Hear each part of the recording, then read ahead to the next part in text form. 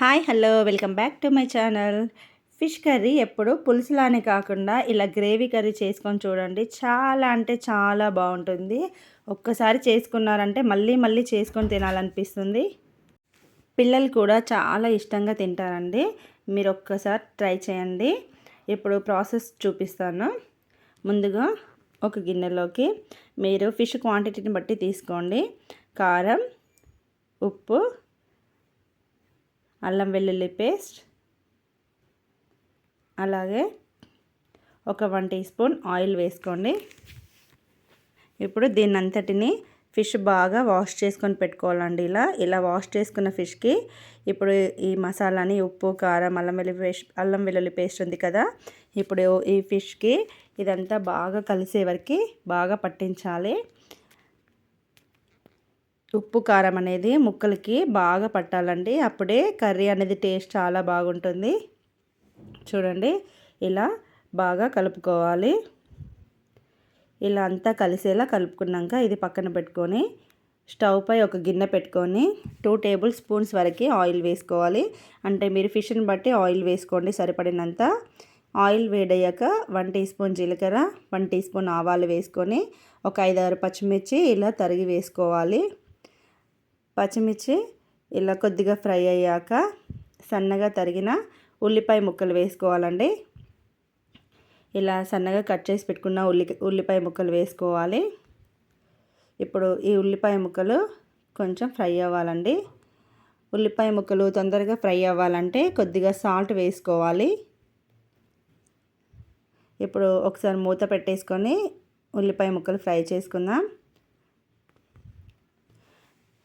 ఉల్లిపాయ ముక్కలు బాగా ఫ్రై అవ్వాలి. ఇవి కొంచెం ఫ్రై అయ్యాక ఇప్పుడు మనం ఉల్లిపాయలని కొన్ని సన్నగా తరిగి వేసుకోవాలి, కొన్ని ఇలా పేస్ట్ చేసుకొని వేసుకోవాలండి. అప్పుడే కర్రీ అనేది చాలా పర్ఫెక్ట్గా ఉంటుంది. ఇప్పుడు ఉల్లిపాయ పేస్ట్ వేసుకున్నాం కదా, నేను ఇందులో ఏమీ వేయలేదు, జస్ట్ ఉల్లిపాయలు మాత్రమే వేసాను. ఇప్పుడు ఉల్లిపాయ పేస్ట్, ఉల్లిపాయ ముక్కలు ఇవి మొత్తం బాగా ఫ్రై అయ్యే వరకు మనం ఫ్రై చేసుకోవాలి. ఇది బాగా ఫ్రై అయ్యి మంచి బ్రౌన్ కలర్ వరకు రావాలండి. మంచి కలర్ వచ్చే వరకు ఫ్రై చేసుకుంటే కర్రీ చాలా టేస్ట్ ఉంటుంది. ఉల్లిపాయ పేస్ట్ అనేది ఫ్రై అవ్వకుంటే కర్రీ కొంచెం పచ్చి పచ్చిగా ఉంటుందండి. అంటే మనకు ఆనియన్ టేస్ట్ అనేది తెలుస్తుంది. చూడండి, ఇలా బాగా ఫ్రై చేసుకోవాలి. ఇలా ఫ్రై అయ్యాక ఇందులోనే కొంచెం 1/2 టీ స్పూన్ పసుపు, 1 టీ స్పూన్ ధనియాల పొడి వేసుకోవాలి. అలాగే అల్లం వెల్లుల్లి పేస్ట్ కూడా వేసుకోవాలండి. ఇప్పుడు గరం మసాలా పొడి వేసుకోవాలి. ఇవన్నీ ఒకసారి బాగా కలుపుకోవాలి. ఇలా బాగా కలుపుకోవాలి. ఇప్పుడు అందులోనే కొద్దిగా ఉప్పు, కొద్దిగా కారం వేసుకొని మళ్ళీ ఒకసారి కలుపుకుందాం. ఇప్పుడు ఇదంతా బాగా కలిసాక మనం ముందుగా కలిపి పెట్టుకున్న ఫిష్ పీసెస్ వేసుకోవాలి. మీరు ఈ ఫిష్ ఫ్రై కోసం నాన్ స్టిక్ ప్యాన్ కూడా తీసుకోవచ్చండి.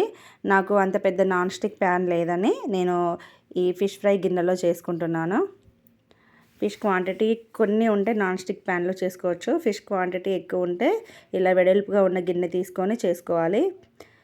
ఈ ఫిష్ పీసెస్ని మెల్లిగా ఒక సైడ్ ఫ్రై అయ్యాక మెల్లిగా బ్యాక్ సైడ్ తిప్పి వేసుకోవాలండి.